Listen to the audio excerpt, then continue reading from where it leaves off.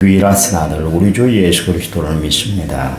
그는 성령으로 잉태되어 동정녀 마리아에게서 나시고 본디오 빌라도에게 고난을 받아 십자가에 못 박혀 죽으시고 장사된 지 사흘 만에 죽은 자 가운데서 다시 살아나셨으며 하늘에 오르셔 전능하신 아버지 하나님 우편에 앉아 계시다가 거기로부터 살아있는 자와 죽은 자를 심판하러 오십니다.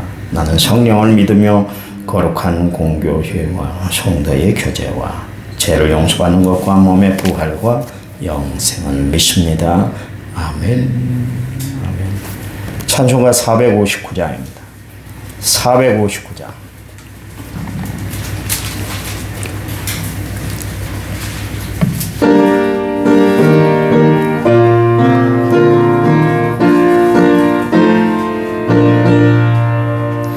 누가 주를 따라 섬기려는가? 죄를 떠나 주만 따를까? 누가 주를 섬겨 남을 구할까? 누가 주의 뒤를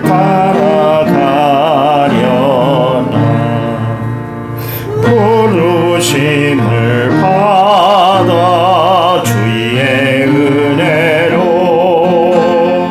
주를 따라가네. 주만 따르네.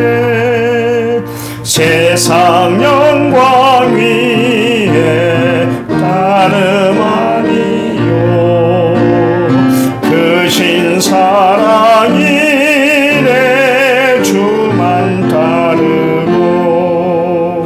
주가 내려주신 은혜 힘입어 주의 뒤를 따라 힘써 일하네. 부르심을 받아 주의 은혜로 주를 따라가네. 주만 따르네. 환난 핍박 많고 원수 강하나 주의 용사 더욱 힘이 강하니 누가 능히 이겨 넘어뜨리랴. 변함없는 진리 승리하리라. 기쁜 찬송하며 주의 은혜로 주를 따라가네. 주만 따르네. 아멘. 성경 말씀 봅니다. 갈라디아서 1장 8절 9절 8절 9절 계속 이 말씀 가지고 할 테니까 북마크를 해놓으세요. 며칠간 할 것 같아요.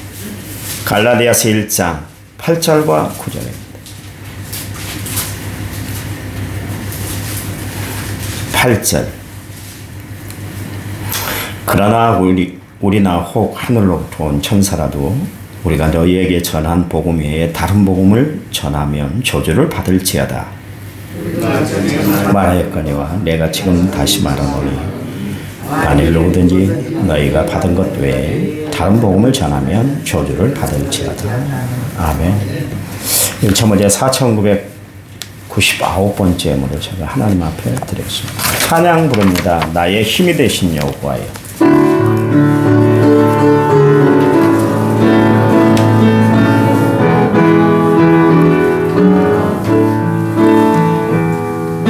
힘이 되신 여호와 내가 주님을 사랑합니다. 주는 나의 반석이시며 나의 요새시라.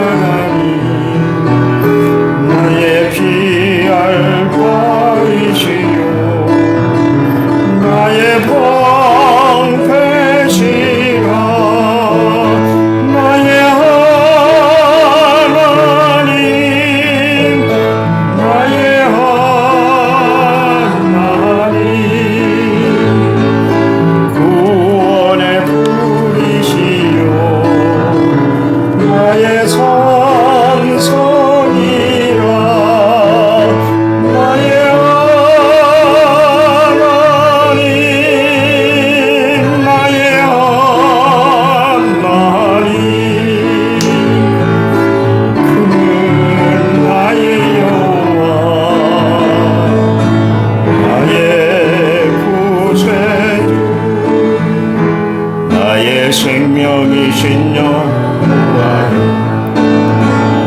내가 주님을 찬양합니다.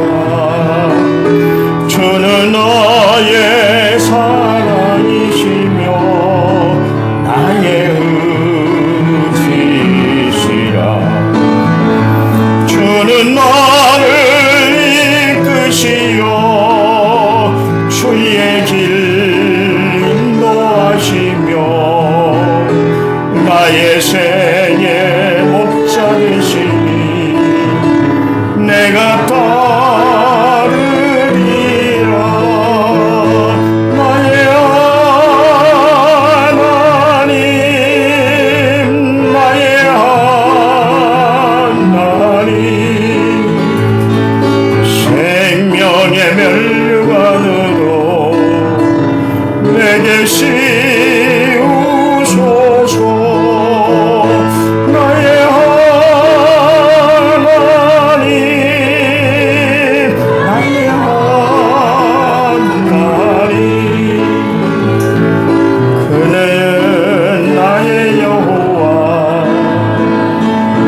나의 구세주, 나의 하나님,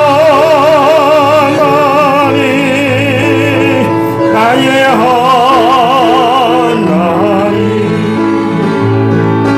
그는 나의 여호와, 나의 구세주. 아멘. 하나님이 우리의 구원자 되신 것이 얼마나 감사한 일인지 모르겠어요.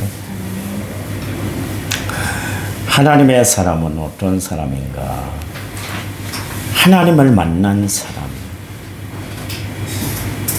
나는 오늘 누구를 만나러 왔는가? 나의 구주 되신 예수님을 만나고 가시는 시간이 되시기 바랍니다. 아멘. 나의 힘이 되신 여호와여 그랬잖아요. 저는 이 찬양을 부를 때마다 엘리야를 생각하게 되고요. 부르짖던 그 옛날 믿음의 선진들을 한번 생각해봐요. 힘들고 어려운 일이 있을 때 하나님은 나의 하나님이십니다. 이 고백이 얼마나 중요한지 몰라요. 나의 하나님이라는 것은 하나밖에 없는 분이시다. 유일하신 하나님이시다. 그런 이야기입니다. 천주교는 하느님이라고 그러고 개신교는 하나님이라고 그럽니다. 일부 개신교도 좀 리버럴한데 진보적인 데는 하느님이라고 이야기해요. 하늘에 계신 님이다. 하나님은 하늘에 계신 분일 뿐만 아니라 한 분 하나님이세요. 하늘에만 계시는 것이 아니라 우리의 삶 가운데 역사하시는 유일하신 하나님이세요. 내가 정말 하나님의 존재됨을 바로 알고 신앙생활 해나가는 것이 참 중요해요. 우리는 가끔 가다가 하나님을 내 삶의 두 번째, 세 번째, 네 번째로 그렇게 떠넘기고 살아갈 때가 참 많잖아요. 근데 지금까지 하나님 사람들의 특징이 뭐냐면 하나님을 가장 우선순위로 뒀어요. 참 중요해요. 마태복음 6장 33절 말씀에 너희는 먼저 그의 나라와 그 일을 구하라 그랬잖아요. 우리가 먼저 해야 할 일이 있어요. 세상 복잡한 일도 많이 있고 또 너희가 우선적으로 처리할 일이 많이 있지만 그것보다 가장 중요한 것은 뭐냐면 하나님의 나라를 위해서 하나님의 의를 이 땅에 이루기 위해서 그렇게 살아가는 것이 예수 믿는 사람 가장 중요한 일이에요. 가장 중요해요. 여러분 2024년도에는 나의 힘이 되시고 능력이 되시는 하나님을 만나 믿음의 체험이 분명한 한 해가 되시기 바랍니다. 모세는 호렙산 가시떨기 나무 아래에서 하나님을 만났잖아요. 그리고 출애굽의 지시함을 받았습니다. 그리고 하나님 앞에 위대하게 사용이 됐어요. 많은 사람들이 능력을 행했지만 모세처럼 큰 능력을 행한 사람도 없어요. 하나님이 그에게 역사를 베풀어 주었기 때문에 그랬어요. 요나는 물고기 뱃속에 들어가서 수월이라고 이제 그렇게 이야기를 합니다만 거기서 회개할 자리를 찾아 결국 하나님을 만났잖아요. 에스겔 선지자는 하나님을 만났는데 그가 한 상 중에 하나님이 야 내가 두루마리 너에게 입에 넣어줄 테니까 받아 먹어. 그 하나님의 말씀 두루마리를 배의 창자에 가득 채웠다. 그렇게 이야기를 하고 있습니다. 그러면서 그 맛이 얼마나 달던지 꿀처럼 달았다. 그렇게 이야기를 하고 있습니다. 에스겔이 힘든 상황, 어려운 상황, 정말 난관에 처할 때마다 그가 이겨낼 수 있었던 것이 뭐냐면 하나님을 만났기 때문에 그래요. 하나님.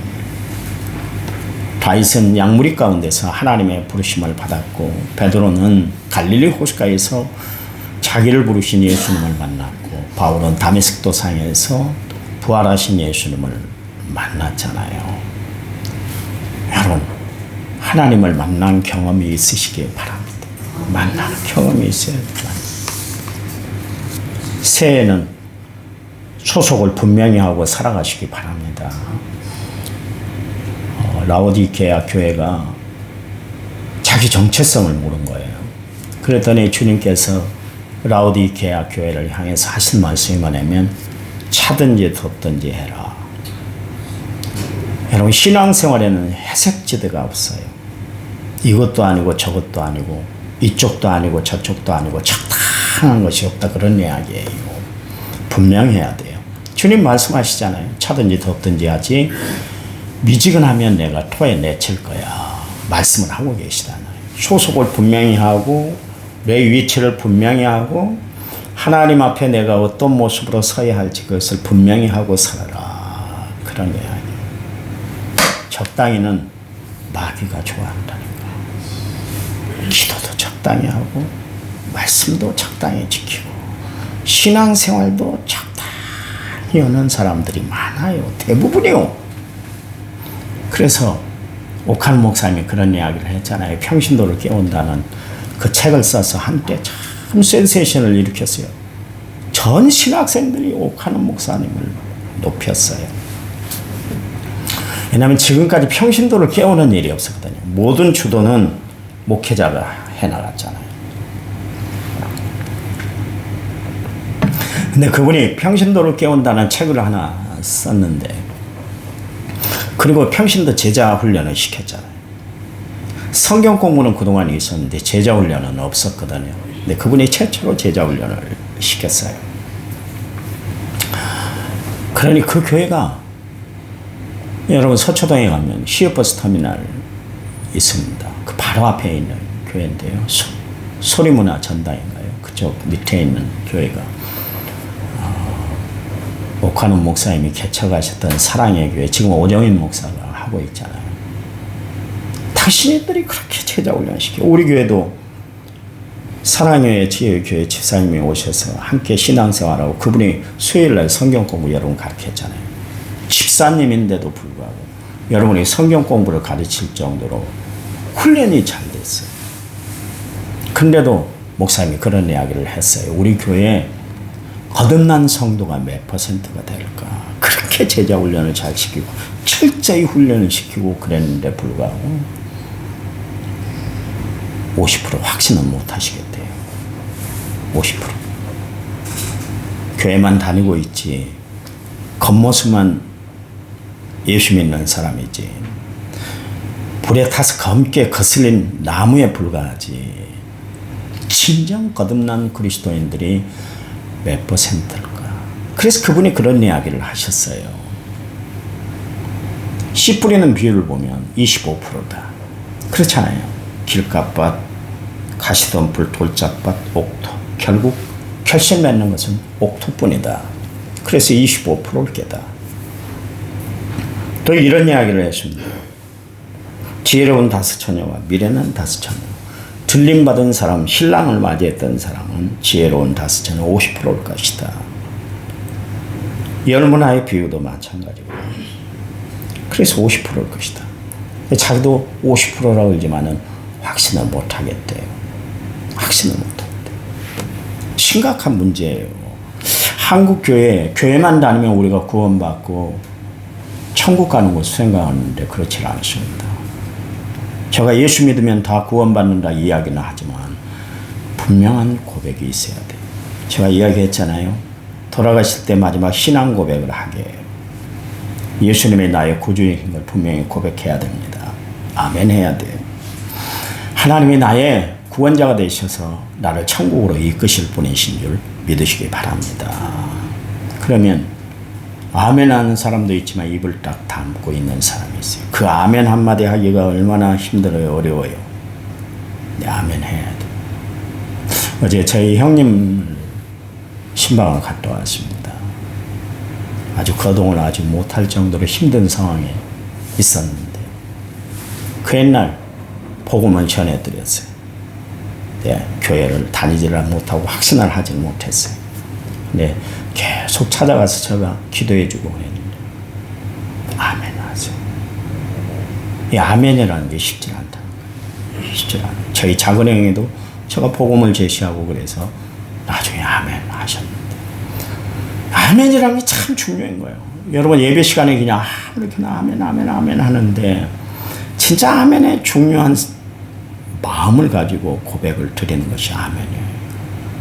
왜냐하면 믿기 때문에 아멘 하는 거예요. 확실하기 때문에 진실하기 때문에 아멘 하는 거예요. 나는 우리 남한성결교회 모든 성도들이 아멘의 신자들이 되기를 간절한 마음으로 부탁을 드려요. 부탁드려요. 이야기했잖아요. 전에 있던 교회 지금 하늘나라에 가셨는데 아멘을 잘하는 장로님이 계세요. 그래서 내가 설교 시간에 그랬어요. 아무렇게나 아멘 하지 말아라. 습관적으로 아멘 하지 말아라. 진짜 내가 그 말씀대로 살고 또 살아가고 있다고 생각하고 살겠다고 결심하면 아멘 하세요. 그랬더니 내려오니까 그런 이야기 하대요. 목사님 그러면 아멘 할 것이 없을 것 같은데요. 그런 이야기를 합니다. 여러분 정말 우리 주님은 어떤 분이에요? 아멘이신 분이시다. 성경의 이야기를 하고 있잖아요. 아멘을 잘하는 성도들이 되시기 바랍니다. 여러분 삶 가운데 아멘이 많아지는 축복된 삶을 살아가는 성도들이 되시기를 간절한 마음으로 부탁을 드립니다. 교회 안에는 두 종류의 교인이 있다는 것이죠. 양과 염소가 있어요. 양은 구원받은 성도이고 염소는 들이받기를 좋아하니까 구원받지 못한 성도다. 그렇게 표현을 합니다. 또한 오른편의 사람과 왼편의 사람이 있습니다. 통상적으로 십자가에 못 박힌 죄인은 사람이 바라봤을 때 오른편일 수 있고 예수님이 바라볼 때는 또 오른편이 다를 수가 있는 거예요. 그렇잖아요. 밑에서 바라보는 거하고 위에서 바라보는 거하고 틀리는데 통상적으로 그분이 어느 쪽에 십자가에 못 박혔는지는 정확히 이야기를 하고 있지 않습니다. 어느 편에서 예수님이 봤을 경우인가 아니면 밑에서 군중들이 바라봤을 때 오른편인가는 모르지만 통상적으로 오른쪽은 구원받은 성도의 편이고 왼편은 구원받지 못한 사람의 편이다. 그래서 우리는 오른편의 사람이 돼야 된다. 그렇게 이야기를 하고 있습니다. 목자도 두 종류의 목자가 있지 않습니까? 선한 목자가 있는가 하면 撒곶 목자가 있어요. 여러분. 또한 좁은 길을 걸어가는 사람이 있는가 하면 넓은 길을 걸어가는 사람이 있어요. 여러분 나는 어느 편의 사람인가 다시 한번 깊이 생각을 해보세요. 사람은 두 종류의 사람이 있습니다. 세상 살아가는데 좌편향 쪽으로 살아가는 사람이 있는가 하면 우편향 쪽으로 살아가는 사람이 있습니다. 보통 투표하는 층에 중도 보수층이 중도층에 있니 어쩌니 그런 이야기를 하는데 가운데 회색지대에 있는 사람이 있다고 그러지만 분명하게는 두 편으로 나뉘게 되어 있어요. 그런데요, 보세요. 좌편향적으로 살아가는 사람들은 모든 것이 다 비판적이에요. 그래서 좌클릭을 하게 되는. 우편향적인 사람들은 다 좋은 쪽을 생각하고 우쪽으로 치우쳐서 살아가는 사람들이에요. 근데 봐보세요. 제가 SNS를 보는데 듣는데 좌편향 쪽으로 기울어지니까 그쪽으로 다 모든 것이 고정이 되고 그쪽으로만 눈이 뜨여지고 되고 그쪽으로만 귀가 기울여지게 돼요. 아마 우편향 쪽으로 살아가는 사람들은 다 그쪽 소리만 들으니까 이쪽이 다 옳다고 그럴 거예요. 그러니 우리가 무엇을 바라보느냐, 무슨 소리를 듣고 사느냐에 그게 내 삶의 인생을 좌우하게 된다. 그런 이야기입니다. 우리는 좌편향도 아니고 우편향도 아닌 예수 편향으로 중심으로 살아가는 성도들이 되어야 할 줄 믿습니다. 여러분, 예수님의 이야기를 듣고 말씀을 듣고 그 말씀을 중심 삼아 살아가면 나는 예수 편향의 사람이 될 줄 믿으시기 바랍니다. 그래요. 그게 참 중요해요. 올해 표어가 뭐냐면 다시 복음이 다시 부흥이 일어나게 하소서. 제가 올해는 교회가 부흥돼야 될 것 같아요. 그래서 이렇게 정했어요. 다시 복음이 다시 부흥이. 성경에 다시라는 단어가 자주 등장하고 있는데요. 하나님이 이 땅을 홍수로 심판하신 후에 하나님이 그때에 지상에 펼쳐진 모든 모습을 보고 너무나 비참한 거예요. 너무 처참한 거예요. 너무 참혹한 거예요. 그래서 그 이 땅에 살아가는 모든 사람들에게 하신 말씀이 뭐냐면 내가 다시는 물론 너희들을 심판하지 않을 거야. 다시는 그렇게 말씀을 하고 계십니다. 그런가 하면 하나님 앞에 정말 자기 소원을 아뢰고 뜨겁게 기도했던 한나가 있잖아요. 아이를 못 낳는다는 것 때문에, 아이가 없다는 것 때문에, 불임 여성이라는 것 때문에 그게 마음의 고통이었어요. 분이 나간 충동질을 하고 깔짝거리고 막 자기를 갖고 노니까 이건 정말 비참해진 거예요. 남편의 사랑, 엘가나의 사랑을 받고 있긴 하지만 그게 양이 차질 않은 거예요. 왜냐하면 자꾸 옆에서 자기를 획책하고 자기 마음을 뒤흔드는 분인나가 있었기 때문에 그랬어요. 그래서 그게 우울증에 걸리게 된 거예요. 그래서 한나가 했던 것이 뭐냐면 하나님 성전에 나가서 기도하는 것이었어요. 얼마나 뜨겁게 기도하고 얼마나 사무치게 기도했던지 엘리 선지자가 한나를 불러놓고 이야기를 합니다. 주의 성전에 올 때는 술 먹고 오는 것이 아니야. 얼마나 기도를 정말 간절히 기도했던지 꼭 술 취한 사람처럼 그렇게 흥얼거리고 막 낯빛이 붉어지도록 그냥 막 기도했거든요. 자기 속내를 이야기를 하잖아요. 엘리 선지자에게. 그때 엘리 선지자가 이야기하잖아요. 따라 하나님이 응답했어. 그랬더니 한나가 어떻게 합니까? 다시는 근심하는 빛이 없었더라. 다시는 근심하지 않았다. 하나님의 약속이 분명히 주어졌다. 하나님의 응답이 분명히 베풀어졌다는 것 때문에 다시는 근심하지 않더라. 그 이야기입니다. 여러분, 하나님은 우리의 기도에 응답해서 다시는 근심하지 않도록, 염려하지 않도록, 다시는 불안해하지 않도록 하나님이 우리의 삶을 이끌어 주시는 분인 줄 믿으시기를 간절한 마음으로 부탁을 드립니다.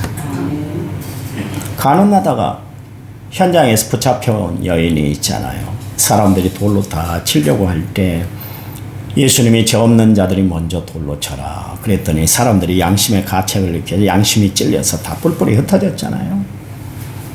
그때 예수님이 그녀를 돌려보내면서 뭐라고 그랬냐면 다시는 죄 짓지 말라. 다시는 그렇게 이야기를 하고 있는 것을 알 수가 있어요. 여러분, 우리는 다시는이라고 다짐하시는 하나님의 말씀에 믿음의 확신을 가지고 살아가시기 바랍니다. 그래서 하나님 앞에 다시 죄를 짓고 하나님 앞에 다시 어리석은 짓으로 살아가는 자들이 아니라 올 한 해는 정말 마음 다짐 그대로 승리하며 살아가는 한 해가 되시기를 간절한 마음으로 부탁을 드립니다. 올 한 해 다시금 나에게 새 시간을 주시는 하나님 앞에 믿음으로 살아가되 은혜로운 시간을 보내고 살아가는 성도들이 되시기를 간절한 마음으로 부탁을 드립니다.